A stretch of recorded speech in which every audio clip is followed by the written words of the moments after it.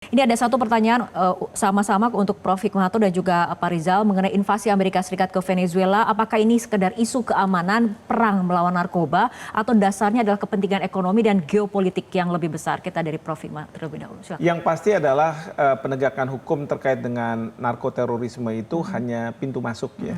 Pintu masuk karena setelah ada keinginan dari Amerika Serikat untuk menghadirkan Maduro di pengadilan New York, maka ada isu-isu berikutnya dan ini sudah disampaikan juga oleh Presiden Trump.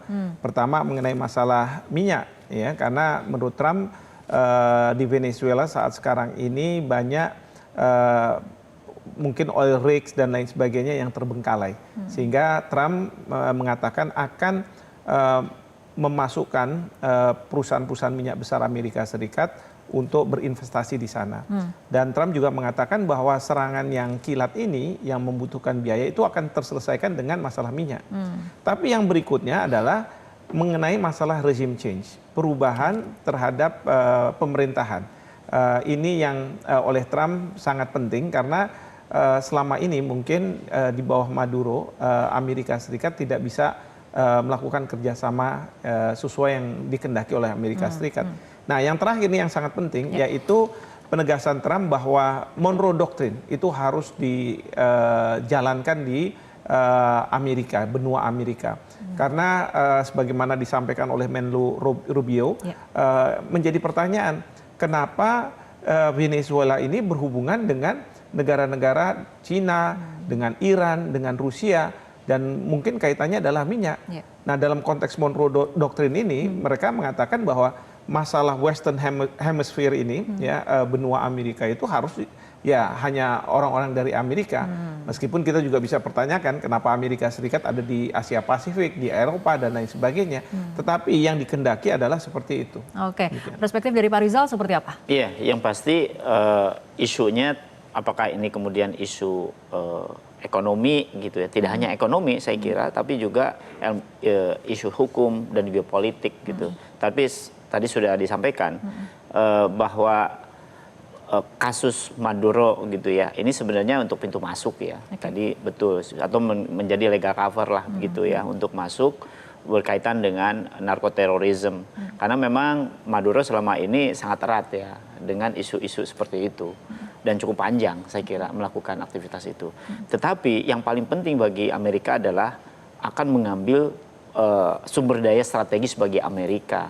Yang selama ini justru karena kita tahu sumber daya strategis Venezuela sebagai negara memiliki cadangan minyak terbesar di dunia, ini cukup strategis bagi Amerika. Mengapa? Karena saat ini untuk memperkuat fiskal ya di negara manapun, ya apalagi di Amerika, itu harus menggunakan sumber daya alam. Utamanya ada sumber daya minyak ini. Apalagi Amerika sudah habis-habisan kan mendukung banyak peperangan yang itu menghabiskan APBN mereka gitu. Baik, kembali ke Prof. Hikmahanto. Tadi dikatakan narkoba ini, perang terhadap narkoba sebagai pintu masuk karena yang kemudian menjadi main topiknya adalah minyak seperti itu ya. Tapi ada terkejut tidak dengan langkah agresif yang dilakukan oleh Amerika Serikat kepada Venezuela, terutama tidak hanya kemudian menyerang tapi juga menangkap Presiden Venezuela untuk diadili di Amerika Serikat? Sebenarnya kalau terkejut sih tidak ya, karena memang sebelum kejadian ini, sebelum serangan dari Amerika Serikat ke Venezuela, Trump sudah membuat semacam warning bahwa Amerika Serikat akan masuk kalau misalnya Maduro ini tidak kooperatif dan lain sebagainya. Dan tapi kan kita punya hukum internasional, Prof. Betul. Jadi yang terkait dengan Maduro ditangkap dan dia terlibat dalam narkoterorisme, ini untuk mengimbangi narasi dari pihak-pihak, termasuk juga negara-negara yang mengatakan bahwa apa yang dilakukan oleh Amerika Serikat ini melanggar hukum internasional. Tetapi kan dengan adanya kontra narasi bahwa juga kaitannya dengan hukum, bahwa seorang Maduro yang sejak tahun 2000 terlibat dalam narkoterorisme. Dan Amerika Serikat dari sejumlah presiden mencoba untuk ya boleh dikatakan mencokok menghadirkan dia di pengadilan di New York. Sama seperti pada tahun 1990 ketika Presiden Bush senior itu melakukan tindakan invasi ke Panama untuk mencokok Daniel Noriega, Manuel Noriega untuk diadili di pengadilan Miami. Nah, jadi narasinya ini harus ada karena tidak mungkin Amerika Serikat melakukan suatu tindakan tanpa legitimasi hukum. Dalam era sekarang ini negara-negara biasanya akan menggunakan ketentuan-ketentuan yang ada bukan untuk membuat mereka lebih tertib, tetapi menjustifikasi, membenarkan tindakan yang mereka lakukan. Tapi tidakkah kemudian ini menjadi sebuah presiden berbahaya bagi negara-negara lain, negara-negara kecil, negara-negara berkembang, termasuk Indonesia? Betul.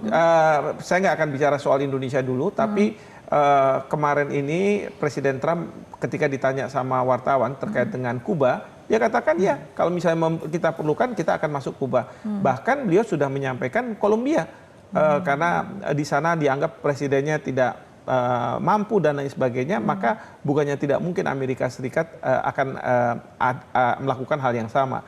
Tetapi intinya adalah kalau di dunia Arab, ya di Timur Tengah, itu ada istilahnya Arab Spring. Penggantian dari para pemimpin-pemimpin. Nah sekarang yang saya khawatirkan itu adalah Latin America Spring. Jadi terjadi pergantian pemerintahan di negara-negara Amerika Latin dan itu harus kemudian inline dengan kebijakan-kebijakan yang akan diambil oleh Amerika Serikat seperti itu. Oke, kita bergeser dulu dari segi ekonominya, Pak Rizal. Ini dalam wawancara dengan media Amerika Serikat, sesaat setelah serangan dilakukan, Presiden Trump menyatakan Amerika akan sangat terlibat dalam industri minyak Venezuela. Imbas terhadap pasar minyak dunia seperti apa? Iya, yang pasti kontribusi ya selama ini karena Venezuela kan produksinya juga yang makin turun. Hanya saja produksinya Venezuela selama ini memang tidak mensupport supply-nya Amerika, majority. Tapi justru malah dijualnya ke Cina karena kan di ban lah kira-kira begitu ya Amerika, Venezuela. Nah itu kan bahaya untuk Amerika. Yang notabene justru yang tadi disampaikan bahwa mengapa di Amerika misalnya ya ada satu negara yang notabene tidak sama gitu ya. Saya kira dari aspek geopolitik juga berbeda gitu. Malah ini kok ke negara China. Apalagi ini juga hal ihwal kalau kita lihat China dengan Amerika juga sedang mengalami perang dagang gitu ya. Dan tentu Amerika ingin menyelamatkan ya aset strategis ya apalagi berkaitan dengan energi saat ini untuk mengcover fiskalnya mereka. Karena gini, minyak saat ini tidak serta-merta sebuah sumber daya alam kemudian diproduksi untuk dijual. Tidak hanya itu. Tapi justru dengan kepemilikan minyak itu juga bisa mengelola aset ya, aset kaitan dengan fiskal sebuah negara gitu. Jadi Amerika akan melakukan itu. Saya kira saya melihat ya Amerika akan terus melakukan koreksi-koreksi kebijakannya ya terutama negara-negara yang ada di Amerika tadi juga disampaikan ya. Latin America Spring yang notabene juga itu akan dilakukan ke negara-negara kalau melakukan hal yang sama. Jelajahi cara baru mendapatkan informasi. Download Metro TV Extend sekarang.